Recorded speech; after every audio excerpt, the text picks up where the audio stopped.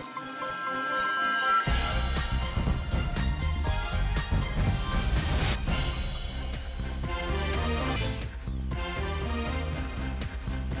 1 ঘন্টা আপনাদের সঙ্গে আছে আমি খালেদ মহিউদ্দিন। সবশেষের খবর, আলোচনা আর বিশ্লেষণ নিয়ে থাকছি নুসরাত হক, আর খেলাধুলার খবর জানাবো আমি সাইদ সাদ। তবে আগে জানিয়ে দিচ্ছি শিরোনাম। অন্যের দুর্নীতি খোঁজার আগে দুদককে স্বচ্ছ হতে বলল হাইকোর্ট, জাহ আলমকে নিয়ে প্রতিবেদনে ক্ষোভ।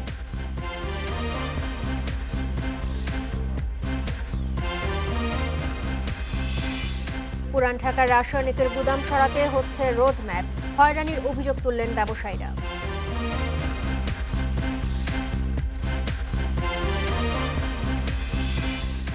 ওয়েলিংটনে অনিশ্চিত মুশফিক, ব্যাটিংয়ে হচ্ছে সমস্যা, অনুশীলনে শর্ট বল ও স্লিপ ক্যাচিংয়ে গুরুত্ব।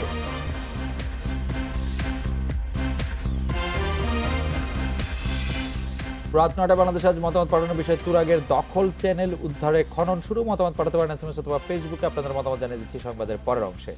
অন্যের দুর্নীতি খোঁজার আগে দুর্নীতি দমন কমিশনকে পরিশুদ্ধ হতে বলেছে হাইকোর্ট। সংস্থার ভেতরের দুর্নীতিবাজদের চিহ্নিত করে ব্যবস্থা নিতেও বলেছে আদালত। বিনা দোষে কারাভোগ করা জাহ আলমের বিষয়ে দুদকের তদন্তের ব্যাখ্যা গ্রহণের সময় মন্তব্য করে বিচারপতি FRM নাজমুল হাসান এবং বিচারপতি KM কামরুল কাদেরের বেঞ্চ। সোনালী ব্যাংকের প্রায় 18.5 কোটি টাকা ঋণ জালিয়াতির অভিযোগে আবু সালেক নামের এক ব্যক্তির বিরুদ্ধে 33টি মামলা করে দুদক। কিন্তু তদন্ত কর্মকর্তাদের ভুলে সালেকের বদলে 3 বছর ধরে কারাগারে কাটাতে হয় টাঙ্গাইলের পাটকল শ্রমিক জাহ আলমকে। সম্প্রতি হাইকোর্টের নির্দেশে কারাগার থেকে মুক্তি পান জাহ আলম। স্বপ্রণোদিত রুলে জাহ আলমের আটকাদেশ কেন অবৈধ ঘোষণা করা হবে না জানতে চায় হাইকোর্ট। এছাড়া ভুল তদন্তের বিষয়ে দুদকের ব্যাখ্যা চেয়ে প্রতিবেদন চায় আদালত। বুধবার দুদক প্রতিবেদন দেওয়ার পর জাহ আলমের ক্ষেত্রে সংস্থাটির দায়িত্বহীনতার তীব্র সমালোচনা করে হাইকোর্ট। দুদকের প্রতিবেদনে তদন্ত কর্মকর্তার দায় অস্বীকার করা হলেও আদালত বলেছে প্রতিবেদনটি বিশদভাবে খতিয়ে দেখা হবে। ঋণ জালিয়াতির ঘটনার সঙ্গে 18টি ব্যাংকের সম্পর্ক থাকলেও দুদক কেন মাত্র 5টি ব্যাংকের বিষয়ে প্রশ্ন তুলছে তা নিয়েও ক্ষুব্ধ হাইকোর্ট। আপনারা ভিতরে বলছেন 18টি ব্যাংকের কথা, 33টি শাখার কথা, তাহলে 5টি ব্যাংক কেন? এখানে কি কোনো পিক অ্যান্ড চুজের কোনো বিষয় আছে কিনা? দুদকের যে শিডিউল আছে তার ভিতরে থেকেও দুদক কাজ করতে পারে বলে আদালত মনে করেন। দুদকের আইনজীবী বলছেন আদালত যেসব প্রশ্ন তুলেছে সে বিষয়ে বিস্তারিত ব্যাখ্যা আবারও দেবে দুদক। আদালত কোয়েরি করেছেন যে চার্জশিট থেকে আপনারা দেখাবেন, ফাইনাল রিপোর্ট থেকে দেখাবেন আপনাদের ডেট অফ নলেজ কখন এবং আপনারা কী স্টেপ নিয়েছেন, আপনারা প্রসিকিউশন উইথড্রয়ালের জন্য বা জামিনের বিরোধিতা না করার জন্য আপনারা কী স্টেপ নিয়েছেন সেগুলো আপনারা আমাদেরকে দেখাবেন। তো ইনশাল্লাহ পরবর্তীতে 10 এপ্রিলের মধ্যেই আশা করি আমরা বাকি কাগজ পেয়ে গেলে আমরা আরেকটা এফিডেভিট দিব। শুনানিতে আদালত বলে দুদক একটি রাষ্ট্রীয় প্রতিষ্ঠান। এই প্রতিষ্ঠান সম্পর্কে সাধারণ মানুষের ধারণা খারাপ হোক, আদালত তা চায় না। জান্নাতুল ফেরদাউস তানভি, ইন্ডিপেন্ডেন্ট নিউজ, ঢাকা। টাঙ্গাইলে যুবলীগ নেতা শামীম ও মামুন হত্যা মামলায় আওয়ামী লীগের সাবেক সংসদ সদস্য আমানুর রহমান খান রানাকে 6 মাসের জামিন দিয়েছে হাইকোর্ট। বিচারপতি KM আসাদুজ্জামান ও বিচারপতি SM মুজিবুর রহমানের বেঞ্চ এই আদেশ দেয়। তবে এর বিরুদ্ধে আপিলে যাচ্ছে রাষ্ট্রপক্ষ। টাঙ্গাইল সদর উপজেলার বাঘিল ইউনিয়ন যুবলীগের নেতা শামীম ও মামুন 2012 সালের 16 জুলাই টাঙ্গাইল শহরে গিয়ে নিখোঁজ হন। পরদিন শামীমের মা আসিয়া খাতুন সদর থানায় সাধারণ ডায়েরি করেন। পরের বছর টাঙ্গাইল আদালতে হত্যা মামলা করেন মামুনের বাবা। পরে এই মামলায় গ্রেপ্তার খন্দকার জাহিদ, শাহাদাত হোসেন ও হিরণ মিয়া আদালতে স্বীকারোক্তিমূলক জবানবন্দি দেন। তাদের জবানবন্দিতে হত্যার নির্দেশদাতা হিসেবে আমানুর রহমান খান রানার নাম আসে। এদিকে মুক্তিযোদ্ধা ফারুক হত্যা মামলায় রানার জামিন আবেদনের উপর শুনানি করতে সোমবার পর্যন্ত সময় দিয়েছে রাষ্ট্রপক্ষ। আমানুর রহমান খান রানার নির্দেশ এবং মদদে এই শামীম এবং মামুনকে হত্যা করা হয়। বর্তমানে এখনও পর্যন্ত মামলাটি তদন্তাধীন। এই মামলায় আমানুর রহমান রানাকে গ্রেফতার দেখানো হয়েছে। গ্রেফতার দেখানোর ফলশ্রুতিতে সে এখনও পর্যন্ত জেলে আটক আছে। আমরা আজকের যে আদেশ হয়েছে এই আদেশের বিরুদ্ধে আপিল করব। রাজনৈতিক কারণে খালেদা জিয়াকে চিকিৎসা বঞ্চিত করা হচ্ছে বলে অভিযোগ করেছেন বিএনপি নেতারা। খালেদা জিয়ার মুক্তির দাবিতে দুপুরে জাতীয় প্রেস ক্লাবের সামনে মানববন্ধনের অভিযোগ করেন তারা। তবে আওয়ামী নেতাদের দাবি, কারাগারে নজিরবিহীন সুযোগ সুবিধা পাচ্ছেন খালেদা জিয়া, তার জন্য সর্বোচ্চ চিকিৎসা নিশ্চিত করেছে সরকার। খালেদা জিয়ার মুক্তি ও তার সুচিকিৎসার দাবিতে বুধবার জাতীয় প্রেস ক্লাবের সামনে মানববন্ধন করে বিএনপি। 1.5 ঘন্টার কর্মসূচিতে বিএনপি নেতারা অভিযোগ করেন সরকার হস্তক্ষেপেই জামিন পাচ্ছেন না খালেদা জিয়া। চেয়ারপারসনের মুক্তিতে আন্দোলনের বিকল্প নেই বলেও মন্তব্য করেন তারা।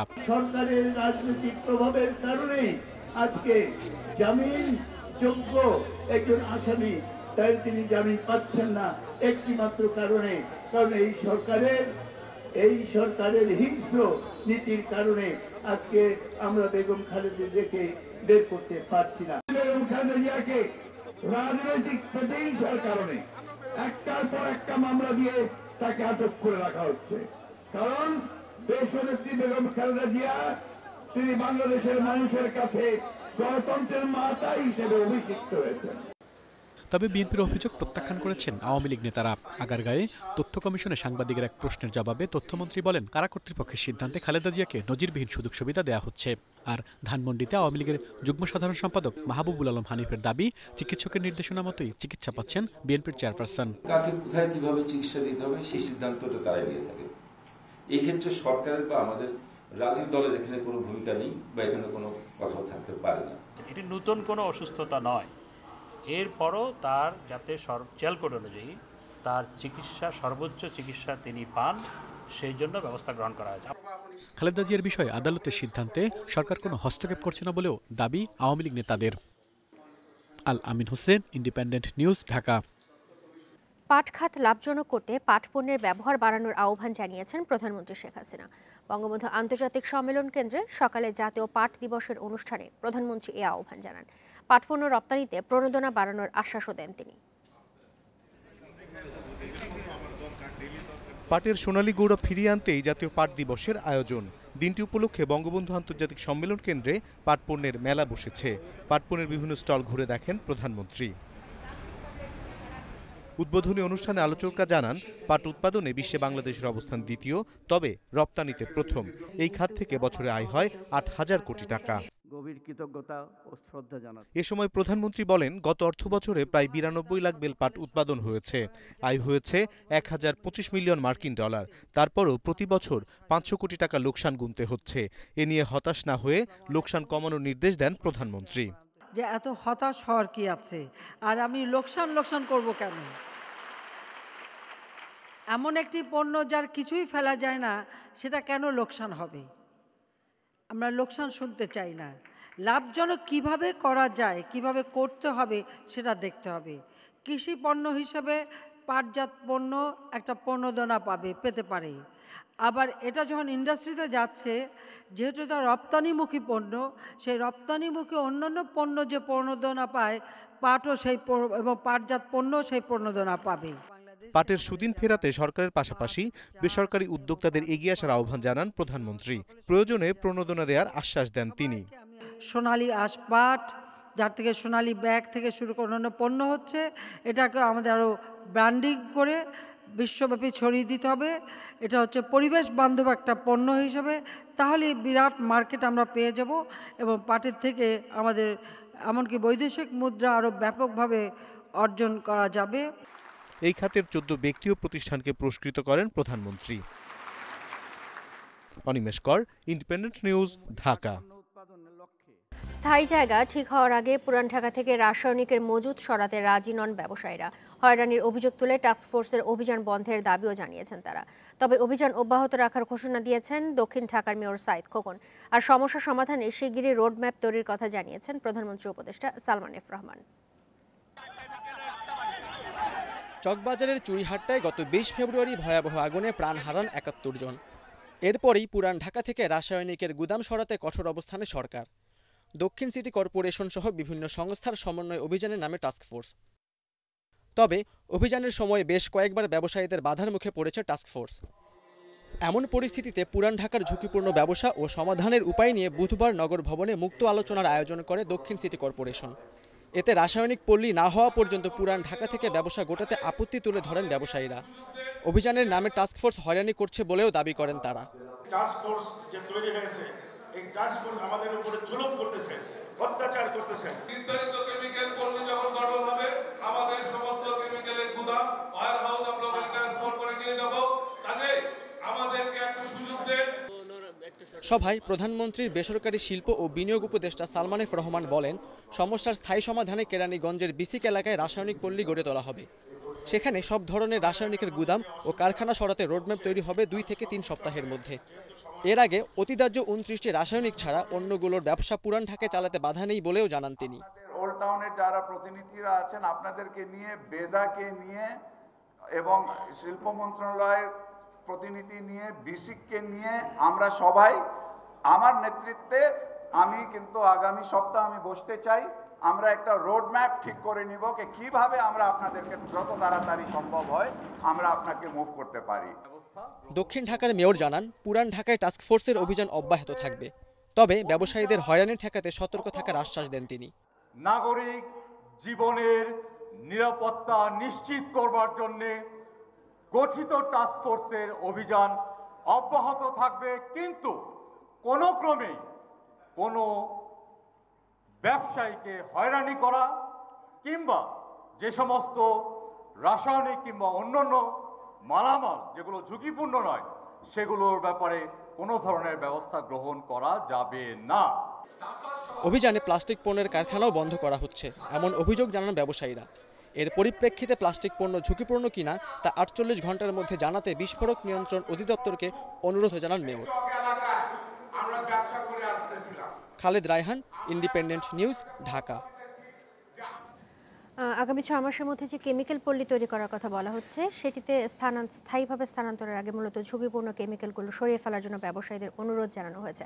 তবে ব্যবসায়ীরা যে বিষয়টি বলছেন যে টাস্কফোর্সের অভিযানের ফলে তারা বিভিন্নভাবে হয়রানির শিকার হয়েছেন, তারাও কিন্তু বিভিন্ন সময় টাস্কফোর্সের সদস্যদের আটকে রেখেছেন, এমন কিছু অভিযোগ কিন্তু এসেছে। না দেখেন, কিছু কিছু বিষয় আছে যে আপনি বলবেন যে ধরেন আমরা একই ঘটনা কিন্তু আমরা দেখেছিলাম যে হাজারীবাগ থেকে যখন আপনি ট্যানারি সরাচ্ছেন, হাজারীবাগ থেকে যখন আপনি ট্যানারি সরাচ্ছেন, এটা কিন্তু বিভিন্ন রকমের কিছু করে 5-7 বছর, আমি টালবাহানা শব্দটা এখন আর বললাম না, তারা এখান থেকে চলে গেছেন, কিন্তু বিভিন্ন কিছু করে কিন্তু হাজারীবাগ থেকে ট্যানারি সরতে নির্দিষ্ট সময়ের থেকে অন্তত 5 বছর সময় বেশি লেগেছে, যা আমরা আশা করেছিলাম। কিন্তু রাসায়নিকের মজুদটা নিয়ে ব্যবসায়ীরা যা করছেন এবং তারা যে বলছেন যে তারা এখান থেকে এটা সরাবেন না, স্থায়ী জায়গা ঠিক না হলে তাদেরকে ওরকম পুনর্বাসন না করা হলে বিষয়টি একদমই ঠিক হচ্ছে না। কারণ এখানে ঘটনাটা হচ্ছে যে হাজারীবাগে হয়তো আপনার পরিবেশ দূষণ হচ্ছিল, এটা একটা লং টার্ম এফেক্ট হচ্ছিল, এটা আসলে আপনি ভবিষ্যতে কিছু করে সেটা হয়তো আসলে আপনি এখন দূষণ প্রতিরোধ করে এই করে সেই করে সেটা কিন্তু আপনি পোষাতে পারবেন। কিন্তু এখন যদি আবার পুরান ঢাকায় কোনো ধরনের সিমিলার ঘটনা আবার ঘটে, তাইলে কিন্তু যে প্রাণহানি ঘটবে, যে সম্পদের বিনষ্ট হবে, যে সাধারণ মানুষ, শিশু, বৃদ্ধ, মানে নারী মারা যাবে বা আহত হবে, সেটা কিন্তু আপনি কোনো কিছু দিয়ে আর আপনি পূরণ করতে পারবেন না। এবং নিমতলের ঘটনার পরে যদি রাসায়নিক কারখানা গুদামগুলো যদি সরিয়ে নেওয়া হতো, তাহলে হয়তো চুরিহাটের এই ঘটনাটা 9 বছর পরে আবার ঘটতো না। আবার এদিকে যে রাসায়নিক মজুদ সরানোর জন্য ব্যবসায়ীরা যে গাল ফুলাচ্ছেন, তারা যে বিভিন্ন রকম যুক্তি দিচ্ছেন যে আমাদের এখানে জায়গা দেওয়া হয় না, এখানে আমাদের বিক্রি বেশি, এগুলি কিন্তু কোনো অপশন না। একটা দুর্ঘটনা থেকে একটা দুর্ঘটনা 9 বছর কেটে গেছে, এখন আরেকটি দুর্ঘটনার জন্য কি আবার অপেক্ষা করতে হবে? এখন আপনি দেখেন দুর্ঘটনা কিন্তু নাও ঘটতে পারে, কিন্তু আপনি কিন্তু এই রিস্ক আপনি নেবেন অবশ্যই। আপনি দেখেন যে সেইখানে আপনি বলছেন যে এগুলি রাসায়নিক নয়, মানে আমরা যেগুলিকে দাহ্য কেমিক্যাল বলি, তাদের যুক্তি হচ্ছে সেগুলি দাহ্য কেমিক্যাল নয়, সেগুলি হচ্ছে কোনোটা হচ্ছে পারফিউমের জন্য তরল, কোনোটা হচ্ছে কোনো পাউডার বানানোর জন্য কোনো একটা কিছু, এরকম কিছু। তারা বড় দাহ্য রাসায়নিক পদার্থগুলি এখান থেকে শ্যামবাজার বা অন্যান্য জায়গায় সরিয়ে নিয়ে গেছে, শুধু এখানে রয়েছে। কিন্তু এই কথা তো অস্বীকার করার কোনো উপায় নেই, যেগুলি চরম দাহ্য পদার্থ এবং এইগুলির ক্ষেত্রে কোনো ধরনের ঝুঁকি না, ঠিক হবে না। ব্যবসায়ীরা এটি বুঝতে থাকুন, যখন পণ্যের দরকার হবে আপনারা যেখানেই থাকবেন সেখানে গিয়ে কিন্তু সেগুলি কেনাকাটা হবে, আপনারা মানুষের জীবন নিয়ে এরকম ঝুঁকি নিয়েন না। আমরা খেলাধুলার খবরের জন্য চাইছি যে আপনার কাছে মুশফিক আসলে সেকেন্ড টেস্টে খেলবেন কি খেলবেন না সেটা নিয়ে অনেক দিন ধরে কথা হচ্ছে এবং দেশে ফেরারও কথা বলেছিল বিসিবির পক্ষ থেকে। তবে মুশফিক চান আসলে ওয়েলিংটনে গত সফরে যে দারুণ একটা ইনিংস খেলেছিলেন, তিনি আশাবাদী, তবে তার যে ফিটনেস অবস্থা সেই অনুযায়ী হয়তো বা ঝুঁকি নেওয়া হবে না, সেই খবর জানাচ্ছি। ওয়েলিংটন টেস্টে মুশফিকুর রহিমের খেলা অনিশ্চিত। ক্রাইস্ট চার্চে ফিরবেন মিস্টার ডিপেন্ডেবল, তাতে সংশয় নেই। বেসিন রিজার্ভে বুধবার নেট সেশনে অংশ নেন মুশফিক। কবজির চোটের সঙ্গে পাঁজরে ব্যথা আছে টাইগার তারকার। নেট সেশনে টেনিস ও রাবার বলে ব্যাটিং করেছেন মুশফিক, তবে ক্রিকেট বলে ব্যাটিংয়ে সমস্যা হচ্ছে। দলের অন্যতম সেরা তারকাকে নিয়ে ঝুঁকি নিতে চায় না ম্যানেজমেন্ট। হালকা চোট আছে তামিমেরও, এজন্য ওয়ার্ম আপ ও ফুটবল খেলেই সময় কাটিয়েছেন। অনুশীলনে পেসারদের নিয়ে আলাদা কাজ করেছেন কোর্টি ওয়ালশ। জোর দেওয়া হয়েছে স্লিপ ক্যাচিংয়ে। শর্ট বলের দুর্বলতা কাটিয়ে উঠতে নেটে সময় দিয়েছেন মুমিনুল, মিঠুনরা। ওয়েলিংটনে দ্বিতীয় টেস্ট শুরু শুক্রবার।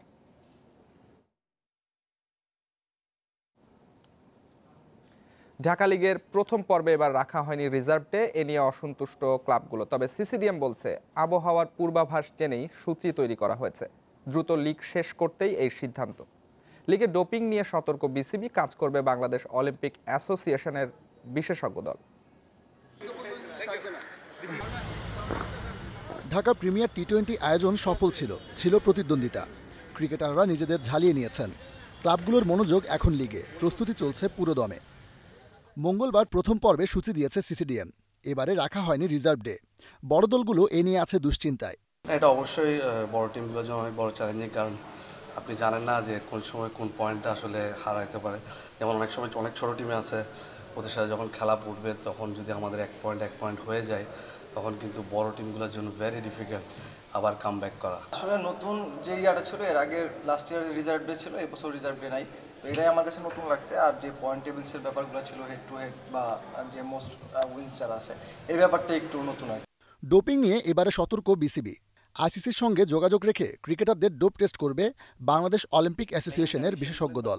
এর মধ্যেই লিগ চলাকালীন কী ধরনের ওষুধপত্র নিতে পারবে ক্রিকেটাররা, সেই বিষয়ে নির্দেশনা দিয়েছে মেডিকেল টিম। তো সেই চেঞ্জগুলোর ব্যাপারেও টিমগুলোকে জানানোর একটা বিষয় থাকে। যেহেতু লিগ 8 তারিখ থেকে শুরু হচ্ছে, আজকে আমরা সব টিমগুলোকে নিয়ে বসছিলাম। ইউজুয়ালি ওয়াদা যেটা আছে, যে ওয়ার্ল্ড অ্যান্টি ডোপিং যে অর্গানাইজেশন, তাদের এই অনুযায়ী যে লোকাল যে সংস্থা, যারা জাতীয় সংস্থা যারা এই ডোপিং নিয়ে কাজ করেন, তারা হচ্ছে বাংলাদেশ অলিম্পিক অ্যাসোসিয়েশন। তাদের সংস্থা থেকে একজন অ্যান্টি ডোপ বিশেষজ্ঞ এসেছিলেন। শুক্রবার থেকে শুরু হচ্ছে আসর। এবারে মিরপুর আর ফতুল্লায় আলোক স্বল্পতার কারণে ম্যাচের দৈর্ঘ্য কমার শঙ্কা নেই। প্রয়োজনে ব্যবহার করা হবে flood light. Sabbir Irfan, independent news, Dhaka. প্রস্তুতি ক্যাম্প হয়নি, লিগে খেলার মধ্যে থাকায় ভরসা, আশা নিয়েই কম্বোডিয়া গেছে জাতীয় ফুটবল দল। দল হয়ে খেলেই বছরের প্রথম মিশনে জয় চায় লাল সবুজ। ছন্দে থাকা নাবিব নেওয়ার জীবন আশাবাদী। অন্যদিকে পারফর্ম করেই জায়গা পাকা করার লক্ষ্য দলে প্রথম সুযোগ পাওয়া সোহেল রানার। বঙ্গবন্ধু গোল্ড কাপের পর 5 মাস জাতীয় দলের কোনো কার্যক্রম ছিল না। কোনো প্রস্তুতি ক্যাম্প ছাড়াই কম্বোডিয়ায় গেছে বেঙ্গল টাইগার্স। প্রিমিয়ার লিগের ব্যস্ততায় ম্যাচ খেলার ঘাটতি অনুভব করছে না খেলোয়াড়রা। তবে দল পর্যবেক্ষণে সুযোগ না থাকায় আছে জেমিদের অসন্তুষ্টি। দেশ ছাড়ার একদিন আগে ঠিক হয়েছে 23 সদস্যের চূড়ান্ত স্কোয়াড। অভিজ্ঞতার চেয়ে তারুণ্যেই আস্থা ম্যানেজমেন্টের। লিগে স্ট্রাইকারদের ছন্দে থাকা ইতিবাচক। নাবিব নেওয়াজ, জীবন, মতিন মিয়ারা আশা দেখাচ্ছেন জেমিডেকে। কম্বোডিয়ার সঙ্গে জিততে চায় দল। ওরা আমাদের থেকে অনেক ভালো, তাও না তো আমরা যদি ভালোভাবে চেষ্টা করি, আমাদের সেরাটা দিয়ে চেষ্টা করি, তাহলে আমরা ইনশাল্লাহ জিততে পারবো। আমাদের অ্যাটাকিং সাইডটা এখন মোটামুটি ভালো। যদি আমরা সবাই একসাথে একটা টিম হয়ে কাজ করতে পারি, আশা করি যে কেউ রেজাল্ট করতে পারবে। দলে প্রথমবারের মতো জায়গা পেয়েছেন সোহেল রানা। সড়ক দুর্ঘটনায় স্ত্রী সন্তান হারিয়েছেন। মনকে শক্ত রেখে জাতীয় দলের মিশনে যাচ্ছেন শেখ রাসেলে খেলা এই মিডফিল্ডার। আমার প্রতি আস্থা রেখেছে, তো জাস্ট এই আস্থাটা যেন আমি শতভাগ দিয়ে জাতীয় দলে ভালো কিছু করতে পারি, দেশের জন্য ভালো কিছু বয়ে আনতে পারি। কম্বোডিয়ার সঙ্গে ম্যাচ 9 মার্চ। এর আগে ওখানে একটি প্রস্তুতি ম্যাচ খেলবে লাল সবুজ। Kamrul Hasnat, independent news, Dhaka. খেলার খবর এই ছিল আমার কাছে। আরো কিছু খবর জানাচ্ছেন খালেদ ও নুসরাত। সাদি, আপনাকে ধন্যবাদ। চকবাজারে আগুনে পুড়ে নিহত 11 জনের পরিচয় শনাক্ত করেছে সিআইডির ফরেনসিক বিভাগ। ডিএনএ পরীক্ষায় পরিচয় শনাক্তের পর 8 মরদেহ স্বজনের কাছে হস্তান্তর করেছে জেলা প্রশাসন। ফরেনসিক প্রতিবেদন মামলার তদন্ত কর্মকর্তাকে হস্তান্তরের কথা জানিয়েছে সিআইডি। অতিরিক্ত ডিআইজি রেজাউল হায়দার দুপুরে সাংবাদিকদের জানান, শনাক্ত হওয়া 11 জনের মধ্যে নারী 2 জন ও 9 জন পুরুষ। বাকি 8 জনের পরিচয় নিশ্চিত করতে আরও 10 থেকে 12 দিন সময় লাগতে পারে। দুর্ঘটনার পর হাসপাতাল মর্গে রাখা 66 মরদেহের 256 স্বজনের ডিএনএ নমুনা সংগ্রহ করে সিআইডি। 20 ফেব্রুয়ারি চুরিহাটে আগুনে ঘটনাস্থলেই মারা যান 67 জন। চিকিৎসাধীন অবস্থায় মৃত্যু হয় আরও 4 জনের। সব মিলিয়ে ওই আগুনে এখন পর্যন্ত 71 জনের মৃত্যু হয়েছে।